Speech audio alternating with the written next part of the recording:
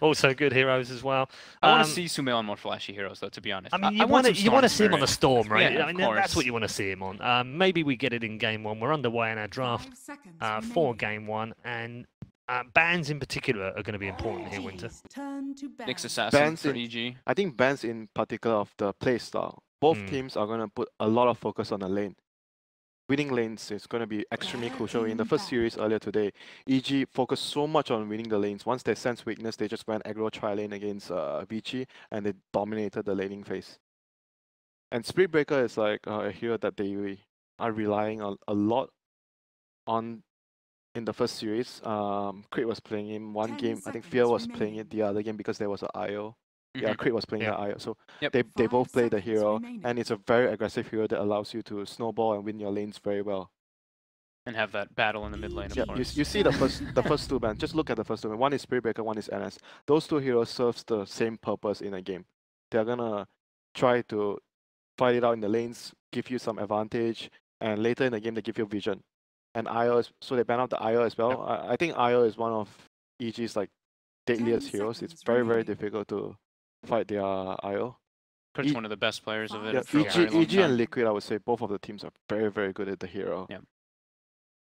So they ban the Nyx. Or the Lich though, or the Lich. Because Lich could be really instrumental in this matchup because it's gonna be a lot focused on the lanes, winning the lanes. So this kind of heroes could pop up. You don't feel like they kick out the Shaker here? Because that's one of those. You mean for Mineski? Yeah. I think they probably shouldn't though. For me personally, I think Shaker is really good against Na'Vi because of how Na'Vi play and how they're so aggressive on the mid lane. You can actually cover the mid laner, and in the team fights, it's really good against Chan because you have a lot of creeps around. So I probably expect them to make a switch up. Like even during Starlighter, every series they were doing different kind of openings against a different opening. That's a very good sign of a well prepared team. So they do take out that Nyx. So Lich is in the pool. Lich, Pugna, Earth Spirit. Earth Spirit. Earth Spirit also could be.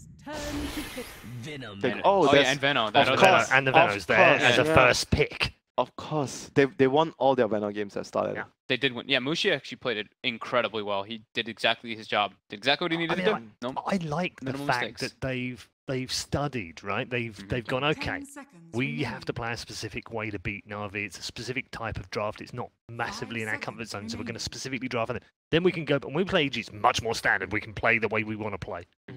That's really like a good sign of a team being prepared and understand how to. You don't want to draft the same thing over and over again against any opponent though. It's not going to work very well. Like even when you look at Liquid, why are they so successful? There's like 2-3 ways of drafting, and they choose it specific. They tailor make it against their opponents. Even though sometimes I get the feeling that it does feel like they just want to play the same thing every game. Except for Miracle, he wants to play a different thing every game. I mean, it's going for some sort of record, I think, isn't it? Brood, Venom every game. Brood, Venom, man. I mean, this game we could see Broodmother do too, dude. Both sides play it. Could do, yeah. Pugna first pick for EG. They did value Pugna pretty highly. Do they take the Earth Spirit, you think? Who has more green now? I think either side would want the Earth Spirit in this scenario. Earth Spirit Venom. That is so I don't think you want to give that. That's so difficult to fight into. Yeah. It's very good versus the Pugna too. But EG likes Konka as well. Konka is also really good against those kind of heroes. They just take the Lich. Still the Lich, like I mentioned, like this hero is going to be very prominent in this series. I mean, it does mean that Mineski could leave Earth Spirit in there. Do you feel like that might be a phase 2 ban though? Because EG know that they like it? I still think Earth Spirit and Venom is also very good together now. There's no real risk in them picking it now, is there? Yeah, but I think Japs might actually consider one more hero, Clockwork. He likes Clockwork against Pugna. Do you think this early? Yeah. He's played it. He's played on the 4 role as well. Yeah. Good call. Good call. I still prefer the Earth Spirit, but I know that guy likes this hero. Yeah. He can buy. I mean, if he values it more now and he feels like it's a phase 2 ban anyway. You know, I asked him, and you know what he told me? Oh, it's easier to farm with Clockwork. I can buy a Midas, I can rocket the creeps and farm. Earth Spirit, I actually don't have that many opportunities to farm. He actually said that to me. I'm like, you greedy player. I mean, he's not wrong, right? He's pretty true. Well, there's nothing wrong with greed. Greed is good. Also, if you pick Earth Spirit here, you give away that's 100% your 4. Here, they can still run it in 2 different positions. Yeah, so. I guess that's true. That is true. Relatively early AM ban, just to make Pugna. sure. I think they've seen it earlier today, where a team picks Pugna, they ban out the AM. 10 seconds. This is the same opener EG used versus Thunder. So EG is probably gonna like fit in like a Kunkka somewhere. I think they're gonna maybe pick Kunkka Lich, a lot of team fight with the Pugna. They need catch. Yeah, with the Kunkka gives Pugna them and catch, Lich. and it's really good against Venom and Clockwork because of the boat, the buff. Ah, that ban I like it because they have Pugna. Yeah, you're super squishy versus Visage in both ways. There's the Soul Assumption nuke gets amplified It's and the you're birds, one so armor. no, you can't channel your ultimate. And your yeah, the life drain. birds, yeah, exactly. The Yeah. birds just literally own you. So for Mineski, they removed the Bloodseeker. That was, I think, every game they picked Bloodseeker in the series against BG. It's a hero that is very annoying and very lane dominating as well. Yeah, Vici had it twice and EG had it the first game around.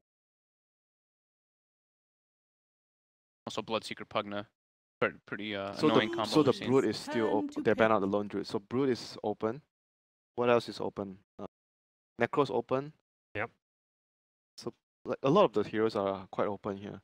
I think they still pick Crit's hero here. One of the catching heroes. It's gonna be either Kunkka or Taz. What else does he? 10 seconds remaining. Wyvern. But Wyvern and Lich. Then will be Wyvern and 5 Lich. seconds Then remaining. I don't know if I like that much. I'm trying to think of heroes that aren't so afraid of the Clockwork, but I don't think that's really the, like a Chinese team will probably pick. You know what I mean? King. Yeah, so you can get out of the cogs, something along those lines. But I think the Kunkka is just the most comfortable. I mean, but that's like literally doing the exact same draft that they had versus Thunder. Yeah, it's good with the Pugna and the Lich. Gives them team fight. It protects the Pugna. Gives them catch. I think it's quite good. Admiral Kunkka. So they are gonna have a very team-orientated opening here. But Clockwork's good against all three heroes, to be fair. Yes. If the Clock has a good game, you get Blade Mail. So in that scenario, you would actually consider maybe giving a Clockwork a call position, promoting him to the off lane. Because Clockwork is so good against like at least half of the heroes here that EG drafted. So maybe you would consider giving the Clockwork a call position. Still keep it very open-ended, but Like picking a Mirana, keeping everything open. Or do you think maybe they grabbed for the silencer very early in the last time around, and this is something they have a clock to and already start the fight. Silencer's good against Kunkka because you stop the combo. Mm-hmm. Quite like that idea, and they have Clockwork. Or either if it's not silencer, I think maybe they will go back to the Jakiro so they can actually push and have stronger team fight. I think either one sounds good, yeah. EG's turn to pick. I think they go with silencer again. I really like this one. Yeah. Versus what EG's got, because really then you can stop kind of like that big team fight. You just start with the Clockwork on the Pugna. No, it's like the Kunkka. You screw up with the Kunkka's combo a lot. Yes. That's what I like the most with the silencer. So EG right now, they're probably gonna pick like a very strong core in the lane. What do you like? What is RTZ gonna play here? Necro. Right? Necro? Yeah, I'm thinking about Monkey. Does he play Monkey? He does. He He's been spamming the crap out of it in FPL yeah, right but now. in officials, has he played? In the last 4 weeks, trust me, the most played hero he's had in FPL But is Monkey is not so good against Benno, but he's... So you never know when he's doing it like that. You never know whether it's him trolling or having some fun or or practicing. You just don't know what he's been doing. The other hero I think that might be good would be Alchemist, because right now it's gonna be like a very slow farmish game. No. This is, I guess, could be either one of their heroes. Yeah, could be more likely Samael. But RTZ has been playing. I was watching this. Yep. He was streaming before he came here. Like he played every game Mirana. Very good hero here versus Clock and versus Veno. You can outrange the Veno wards, and you can always get out of the cogs. And they have the X Monk into arrow, so very good synergy doing that. Good burst too with the Pugna. Yeah, we made the point a few times, a lot of single target though. Like most of it is. So a core here for Mineski. They go back for the puck. Yep. Another way of jumping in, starting the fight with Silencer. Always good to have multiple initiations with Global. So the last one will be either Ice hero or Ice is gonna play the Clockwork, and they're gonna pick a position. I think probably Jeps is gonna, because Jeps really likes playing Clockwork. So they're gonna give Ice some. Ice is gonna be playing a more farm heavy hero because their other two cores, Benno and Puck, they're heroes that are gonna make space. So Ice is definitely gonna play some hero that is gonna be much more greedy. What's maybe the offlane Wyvern? Yeah, Wyvern is open. What else? Brood is banned. I don't see them picking. His top 5 right now. Timber, Visage, Will. But Timber's, I don't feel Timber's that good this game. Magnus and the Brood is the other one, of course, we've not spoken about. Timber, I'm Yeah, not so there sure. we go. Because they have a lot of magic, and Pugna is quite good against Timber Conkamia, so I'm not so sure. Not a fan of Timber. There's no like real strength direct. Wyvern maybe actually could work this game. Wyvern's all in there, and so is Nightstall. Yeah, he could play the. Hasn't played it a huge amount, but he has played it. We have seen the offlane Night Stalker. Yeah. But it's banned. NS is banned. Oh, it is? It is banned, yeah. Oh, it's banned first too. Yeah, so probably he's gonna be Wyvern. I'm not sure. I'm really not sure about the Timber. I don't think he will play Timber, but who knows? Because he really likes playing the hero. Sometimes even in a. It's his most played hero, by the way. Even in a bad situation, he would still want to play the hero. He would, yeah. Monkey King. Okay, yeah. Hey. This is also one of his favorite hero. Offlane Monkey King. So that's actually gonna give them very strong team fight. Monkey and Pug, those two combination is really strong together. Lots of magic damage on EG already for it though, and they have Lich Armor. No, the thing with the monkeys, it gives them the right balance because Veno, Pug, magic. So the other core has to be some physical hero. Right. So that's actually a very good pick to bind everything together, and he can buy Diffusal against the Pugna. So I think that's probably one of the best picks they can have. For EG, kind of still open, right? They could pick Sumail's hero, or they could put Sumail on the Mirana. Yep. They usually leave Sumail's hero till last. No, Apparently not this time, though. CK.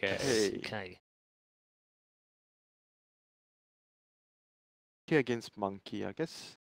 Early stage is okay. Before Monkey has too many items, but there's Veno and Pug. I like what EG's got. You like him? And they have the green hero. They've got the Pugna. Oh, they've both got a green hero, sort of. I think Pugna Lich can stall the game out long enough for the CK to get massive, and I think CK's got a pretty favorable matchups in general as the game progresses. Okay. I'll go for EG. Gonna go for EG. Okay, so the former EG player goes for EG. Kappa. Veno is the stronger green hero. Veno is the stronger green hero. So you're going to we're doing this again. Huh? Okay, all right. So one for EG and one for Mineski. No curse. No curse. Okay, good. Let's go. Don't leave me hanging. Oh my goodness.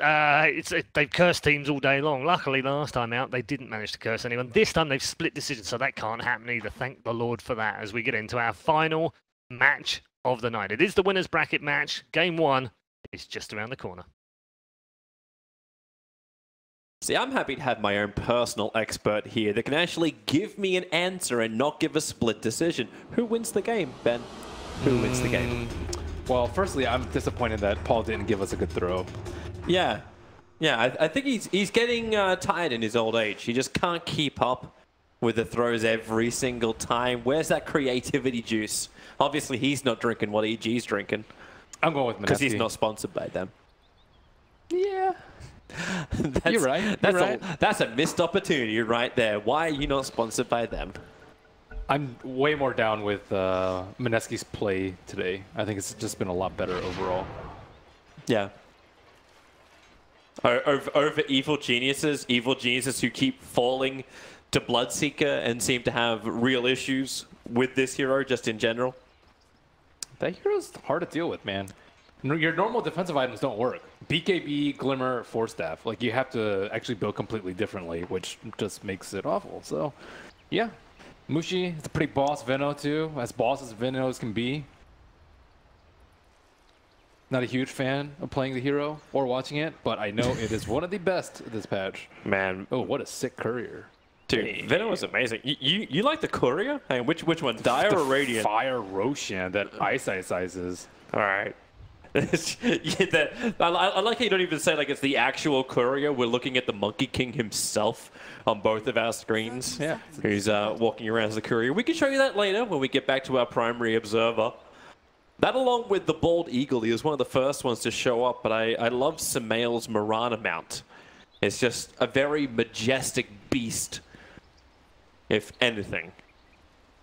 But yes, currently a courier is looking to snipe out the Radiant Rune, hiding in the trees like Monkey King, but we almost need to go perspective mode on just how cute that little courier. Yeah, look at him. Look at him burn. It's the way he waddles. It's the way the Roshan and his arms swing from side to side. He's like courier on mission. Well, I just like how the pouch is like half its size. So early game, Lich is actually pretty terrible at runes, so we kind of glossed over the fact that Mineski were actually able to get 3 runes. So this is actually not great. You don't want the Monkey King to have a lot of farm this game. He gets a lot of farm. He can almost like one-shot the CK illusions, and you need those things to stay alive. I think Monkey King could be the problem hero. He has a pretty good time already because he already dragged away the creep wave. And yeah, Lich terrible at level 1, so I can definitely see them not contesting that level 1 bounty. Yep. So let it go, move on. You'll have a good time still in your lane. Is this really going to be the greatest thing in the world though, to have like Pugna going one-on-one with the Monkey King as opposed to like actually like pushing CK up? Like I know you said like the Lich is up here, so that like the laning is okay, but is this sacking too much once the Venomancer starts having more harassment? It's not bad. Speaking of harass, hello Moon for a torrent. The lane just feels a little bit rough when Clockwork starts his rotations too, but I suppose it doesn't get scattered out. They miss their sentry ward. That camp is still blocked, and they use their other sentry ward to block the close camp. So Mineski have no pull options in their defensive tri lane. Yep, this is a disaster in top lane. They have to leave because tower is like right where the creeps are, so they can't. Oh, they really get aggressive instead. A 2-second stun over on the Venomancer. Feel it, the Frost Blast go. It was Mineski who wanted to be aggressive. Jabs was rotating around the back, but he kind of ran to crit, so he couldn't get the proper loop around. So where does Jabs find a home? Like, if he stays around top, he has to play way too closely around the tower. He can get this 2-minute bounty, but in terms of kill opportunities, there's just not that many for him. I think he's worried about actually moving down onto the 2-minute bounty. Tried to avoid the torrent, but still gets hit by it. Yeah, and then mid lane is a Mirana, so there's not too much for him to do there. Maybe once Puck is 6, and then bottom lane is just so far for him to move. But yeah, getting bounty seems to be the play here. I wonder if they are going to bring more sentries in because okay, it looks like Jabs is going to get a sentry. Does he get this ward? Yeah, he will. So this is really important for them. However, the earliest they're going to be able to pull is like 310, so that's still a lot of value from that one ward that EG had. Yeah, but now that they go a little bit more blind on the side, they will not see the movement of Jabs, because that's the other upside about that observed ward they had. It was able to watch the movement. Dude, so either crit commits a little bit more, or they're just happy to say Arteezy is strong enough to tank up anything which is thrown at him on the top lane. He definitely is at this point. I mean, he can buy a TP scroll too, and he'd be completely fine. But Pugna almost even as he has with Monkey King. Puck pretty even with Mirana.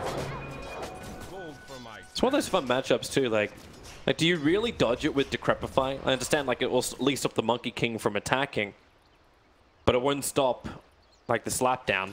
I think Monkey King just straight up wins most one-on-one matchups in melee or against melee heroes in particular. But I mean, the thing about it is Universe went a double move speed build.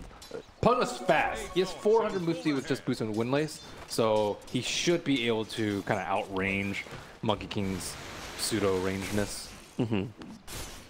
And he's going to get a G-Go bar. Oh my god, this is looking really bad for Universe. Oh, there's the slap down, but it's not enough. But what is he supposed to do now? Like, he can't go anywhere. He was trying to buy a Soul Ring, but he can't get the Secret Shot right now. He's going to have to hoof it home. Not good. And then push crit to the lane. So, well, you said it, the 1v1 matchup.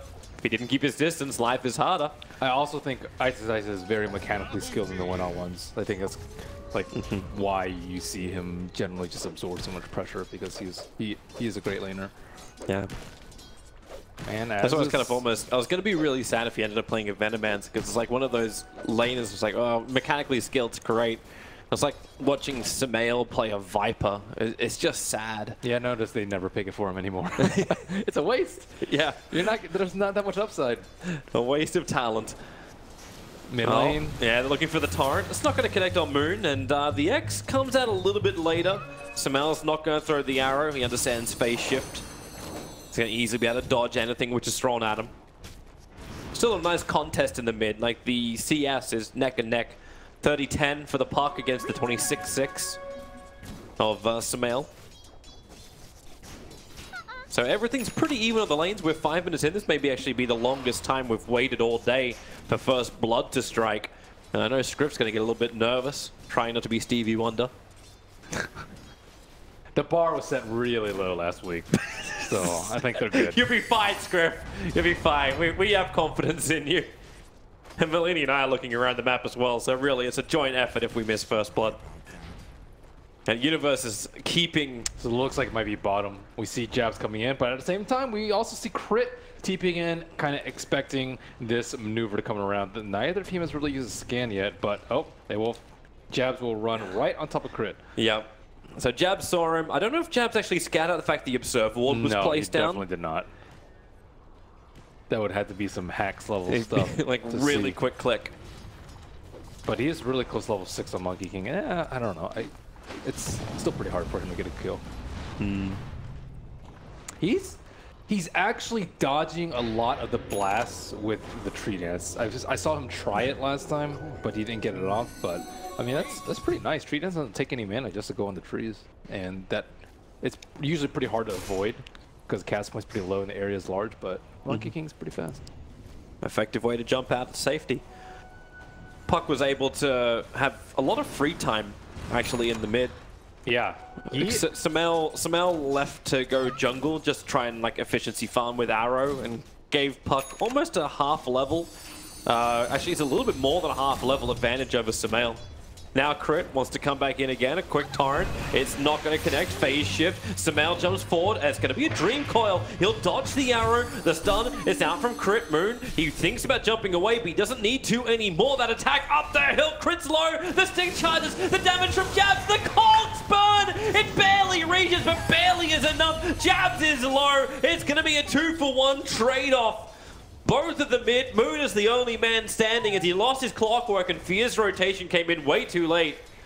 Not much he could have done there, but then Mineski try and capitalize up on the top. Mushi teaming up to attack into Arteezy. The damage he's sticking from both Gale as well as Sting. Mushi too close to the tower. He'll live, however. It's Magic Wand charges giving him the life to survive the attacks from the Tier 1 tower and stop Crit from claiming something in return. This is really bad for them, for EG that is. They're losing the early game with a Lich, and I can kind of see it that they're trying to get some farm for the CK, but that gank on the Puck did not work well. I think they tried to like X him into the arrow, but there was some miscommunication there. It didn't look like he got stunned. Maybe he cast a coil at that exact moment, but ooh, that's a lot of damage. Yeah, that blast from Universe is nice. It's not going to stop Jabs, who interrupted Arteezy. And then helps set up for Ice Ice Ice. Yeah, so Puck was able to survive. They got 2 kills in the mid lane, and the return kill they didn't get the experience for because they were all dead. So that's, and even so, it was just a clog. So who cares? Yeah, the expendable 4. But even as expendable, like his levels are still looking pretty damn good. Like, everyone's managed to find a decent amount of levels, but when you're running a Lich on the EG side, you kind of expect some level of imbalance. But the overall experience gain, like, it's actually in favor of Mineski by about 700, 750. The gold, however, is a little bit more of a different story. Mineski, for everything they've earned, gives them a 3k lead. And they're looking for more. Chasing down after the Chaos Knight. He's going to actually try and jump out with Phantasm. Not going to work. The Clockwork Cogs lock in Arteezy. And Moon will arrive to get a 2-man Dream Call. They'll take this on both the supports. Universe, what do you really do here? He puts down the blast of the Cripifying Clockwork, so he'll take decent damage, but that doesn't stop Moon from diving underneath the Tier 1 tower. They'll easily pick up Fear. Moon with his double kill. Ice Ice Ice was watching from the vantage spot. Camera on a tree, he basically was at the end of that. And Mineski up 7-1, 9 minutes in after what was 6 minutes without a kill. Look at Clockwork's net worth. He actually had an earn before that fight. So now they can get so much damage on this because he got, what, 3 charges from that? 4 charges, actually, I think? Yep, he's down to 1, though. He burnt everything to bring people up. But this means they don't really have any downtime. Both the Puck and the Monkey King both have clarities running on them, so they're able to transition very quickly from 3 kills, boom, earn up, clarity up, get the tower, and then keep pressing on forward. This is a big problem. Clockwork is number 5 on net worth, and he was just running around on top. And keep in mind, you're versus the Lich. Yep. Or I mean, you still are versus the Lich. But When you're a Lich and you're behind, the sacrifice doesn't work. Jab's trying to close the distance on Universe. While he might have the net worth, he doesn't have the experience yet to hit level 6, but Moon, Dreamcaller's already back off cooldown. Here comes Monkey King jumping forward. Stick slaps Universe. Fear wants something in return, and maybe they can get it. Monkey King, no way to jump out, so it's a big kill for Samael to rotate in and take. And with the haste rune, the chase can continue. He's got a bottle charge, which will at least give him the arrow, knowing that Moon's going to jaunt himself away and back up to the shrine. The shrine is down for the moment. 30 seconds before it comes off cooldown, so Mineski will have to go back to base to regen. And Jabs didn't really help out his teammate there. Maybe could have cogged to help out the Monkey King a little bit more, but kind of decided to just peace out ASAP. I'm not sure what he's saving up for in his goal, which is 1,400 at the moment. It's a lot of money to work around with. Well, that's a nice pickoff for Samael. Rotated towards the mid, took out Ninja Boogie. Yeah, free kill with a haste, it looks like. Another thing about the Pugna in this game is he can't build normal items. Like, normally you build Aether into anything else, but he needs a Force Staff first this game because he's versus Clock. But a big problem is he also... Goodbye, RTZ. He's dead no matter what happens here. Yeah. Be it denied or be it just killed straight out, and just killed straight out. Ice will claim him. The Pugna also needs armor, though, because the Boundless Strike is going to do so much damage. We talk about Pugna's strengths a lot, but one of his weaknesses, he has 2 armor right now. That's, especially with a Tranquil Nerf, he has strengths right now. Oh my boy, goodness. the hook shot's up as well, and no! Jams! He saw both of them almost stationary. Crit gets solo killed up by Ice. They're getting run over by Monkey King. Yeah. Jabs actually did still kill him anyway. And they're moving over. Samael, maybe looking for an opportunity. Ninja Boogie, now level 6, has Global Silence available. So you got Global Silence from him. You got Veil up on the puck. So Amplification is in droves from him. Mushi has now decided to go to bottom lane to try and play the experience game. And then Hand of Midas for Jab's build. I think with the way he's going right now, it's fine. He doesn't really need a Force Staff. Blade Mail is like whatever this early, so I think Midas is going to be great for him. EG's not doing enough damage for the Blade Mail to be justified just yet. Yeah, they're kind of just... They're going to huddle around. Ooh, looks like an offensive smoke. It looks like it's going to be on the puck, but they're going to have to hit a torrent. There's no boat yet, so they don't have that much lockdown for him. They almost came close enough. Okay, Crit came close enough to break the smoke on Moon. But you got a hook shot off cooldown in 3 seconds time and a Monkey King. Basically, tree on top of tree action in the mid. But look at Mushi. Mushi's bounced. They actually... That was kind of a good play from EG. They tried to have one of the heroes show mid. They showed with the torrent, and then they used 3 to smoke bottom. But Mushi read it like a book. He dropped his wards, and he's like, I know this smoke. I'm just going to bounce. And it's safe. They get a free tower as a result of Mushi's nice maneuver. Yep. But you also saw the fact, like, EG were not going to fight. Like, Arteezy was using Phantasm to farm in the jungle. Yeah, that's the level EG is hit. Radiant's middle tower is under That's close to rock bottom. Yep, that's almost like full bracer build. You just know things are wrong. Maybe he can sell his golden shield and buy some real items. I'm sorry, you can't transfer real money into in-game economy. If only. If only. The game's that broken yet. EG used TI winnings to win games. Ninja Boogie straight TP out. Just Global Silences. Expecting Crit to have Torrent, X-Mark, anything would have actually killed him off. So defensive Global Silence to make sure EG continue to get nothing. He didn't actually really need to be there, this Ninja Boogie, but maybe he's just playing the position 5 game. It's like, yeah, well, if they kill me, then so be it. They're just wasting time. But I think any kill is going to be a huge positive for EG, even if it's on the position 5. Oh, the jump. They go hook shot. It was a trap on top lane. And Arteezy wall fall. Lich ulti flying forward as it bounced back into the creep wave. And Jams creates space with his cogs. The Lich ulti hasn't done enough. In fact, Moose just jumped back in once more. The ship will hit Jams. And thanks to Universe's drain, they'll end his killing spree. And the park has bailed up a little bit further north. Now he's jumped back in again, looking for the kill. Fear, welcome back to Dota, old man. Moon will drop him. No other support's going to arrive, but while you end up losing a 2-for-1, I suppose at this point for EG, that's a good trade. Not if one of them's your CK. No. CK is also not going for Midas. I believe he was building an armlet. Oh, he has a Gloves of Haste. There's a reason why he built the Gloves of Haste first over the other pieces of the armlet. He's like, I might want to mine this game. I might want it. Yeah. Hey, if he gets one big kill, then maybe, like, if he kills off the puck, there's a huge injection of money, and the CK starts on the road to recovery, but... It's really tough with a silencer in the game. If Ninja Boogie is watching at all, they have to, like, torn into multiple stuns, or he has to get hit by an arrow. So, it is potentially possible, but he's been playing pretty safely, I would say. He's 5-0-3 right now. Aggressive smoke. They do have pretty good wards on the EG side, like 2 around the mid lane, but now it looks like things are going to get a little bit hairy. Fear does reveal himself on the bottom. That's a pretty sneaky obs ward that will unlikely get dewarded. And they're pressuring hard. Here goes Jules, perfect. Hook shot, jabs, hook shot forward. Fear attempting to deny to the Mud Golem. But look at that. I mean, that ward's going to stay up, too. They're like, how did they know I was here? And he might even drop another sentry ward in the jungle because kind of expects that he hook shot him during nighttime. So you know they have vision somewhere. Yeah. But you just don't know where. Well, you got to expect this further to the west, right? Or a little bit up to the north. That's an odd position for an you probably for expect like right there where that really right on top of the stairs. We're expecting right there or there or here or basically anywhere that isn't here. Pretty much on top of the stairs to the left. So that's... Well, at least you'll see the sentry that got planted down. So you take home the consolation prize. Of what? 0 XP, 0 gold, and... Hey, I'm not saying it's a great consolation prize. It's like when you play Wheel of Fortune, you end up losing at the main event, don't get any money, and you get to play the board game later on just to remind your entire family that, no, I didn't win the car, I didn't get the boat. Thank you, Salt. But I was on TV, right? I was on TV.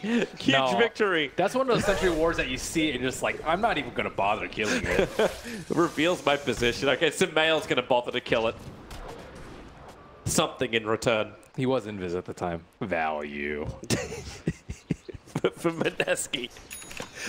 Well, hey, Sumail's the big killer on EG's side. He's sitting at 4-1. He's the only person on EG that's actually claimed kills compared to like the Clockwork, who's 5-2-8, the Puck, who's 6-0-4.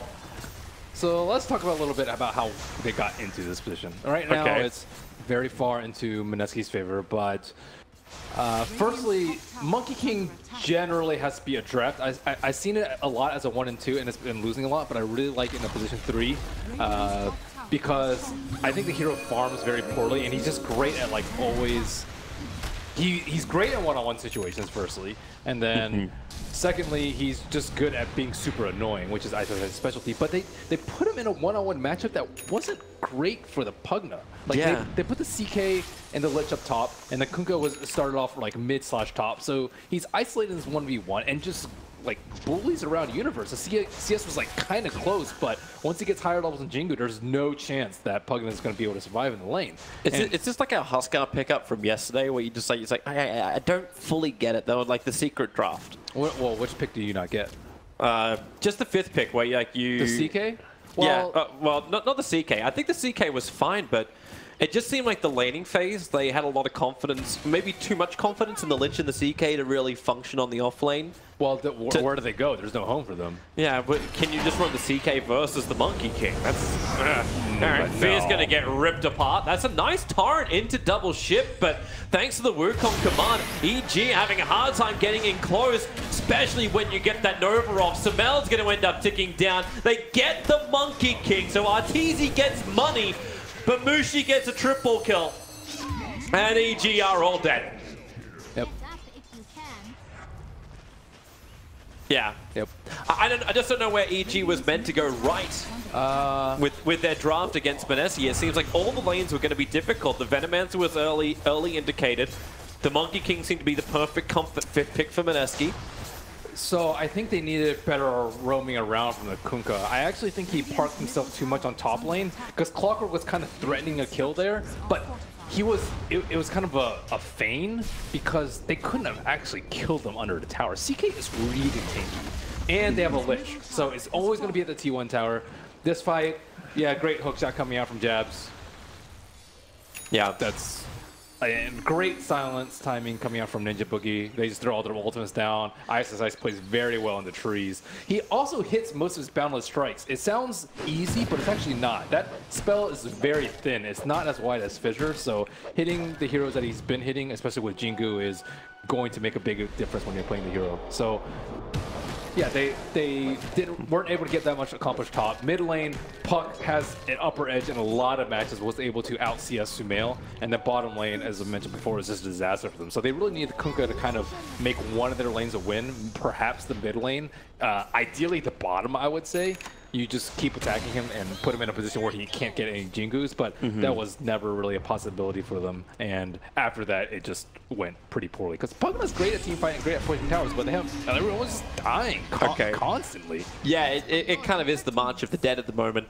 But let's think about how they get back up. So there was one nice thing that happened in that fight. It was the fact that Arteezy got himself his first kill of the game, a large injection of money. He's finally got the armlet up and running. And maybe he is the critical thing we could look at to EG. How much does Chaos Knight need before he can start fighting strongly against Mineski? Crit at the moment almost feels like the hare the Greyhounds are chasing. You know they're going to get it. Yeah. But it's also creating more space. Chaos Knight is actually building into Shadowblade.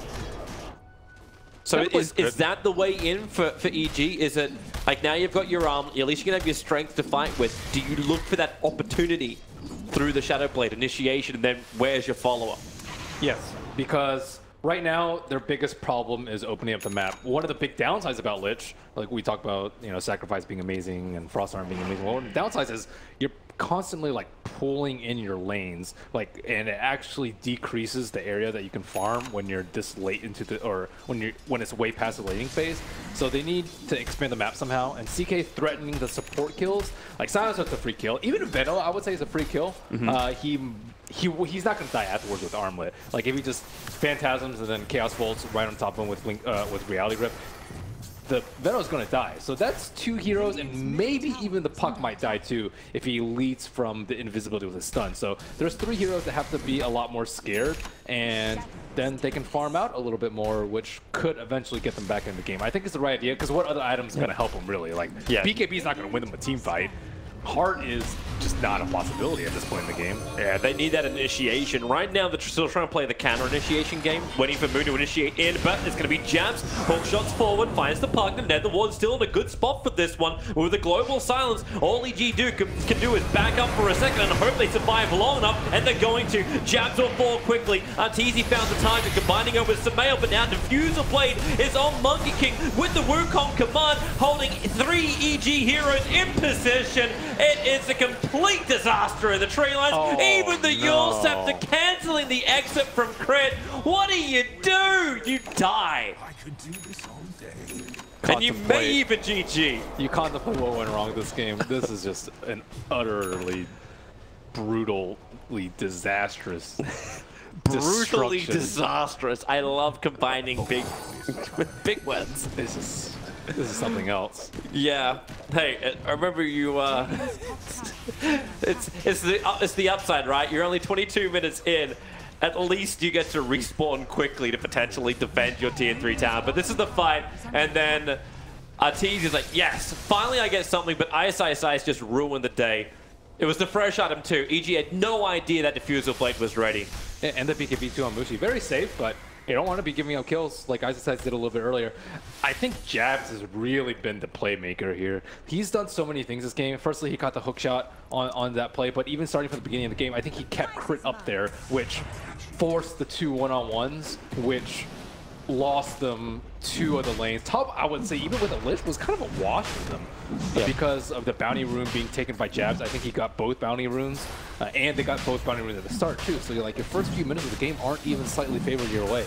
So yeah, no chance of a Roche steal right here. There's just not really anything happening. Arteezy is just sitting there with Shadow Amulet, maybe being able to catch out a Puck. So this could be really, really big for them if he decides to farm up the wave.